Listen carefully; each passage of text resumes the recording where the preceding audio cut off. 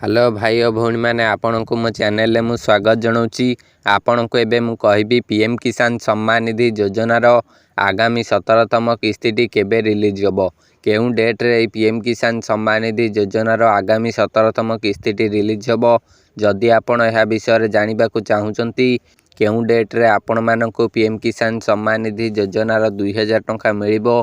आपण जदि यह विषय जानिबा को चाहुचंती तेबे आपण वीडियो को शेष पर्यंत देखंतु। यह सहित वीडियो को गोटे लाइक करी चैनल को सब्सक्राइब मध्य करंतु। एही पीएम किसान योजना अधीन रे आगकु 17तम किस्ती आसीबाकु जाउची।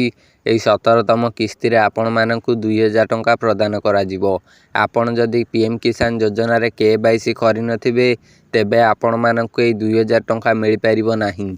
जदि आपण ए पर्यंत केवाईसी करि नांती तेबे आपण केवाईसी करि नियंतु। केवाईसी आपण मोबाइल माध्यम रे करि परिबे, जनसेवा माध्यम रे करि परिबे। आपण को जेपरि सहज लागिबो आपण सेपरि केवाईसी करि नियंतु। एबे चलंतु आमे जानिबा पीएम किसान योजनार 17तम किस्ती केबे रिलीज होबो। एही 17तम किस्ती रिलीज होबा को एबे प्रोसेस चलीची। रिलीज मध्य बहुत शीघ्र करा जिवो। एबे चलीची मे मास पर आसीबो जून। एई जो आगामी जून मासटी आसुची, एई जून मासरे पीएम किसान योजनार 17तम किस्ती रिलीज होबो।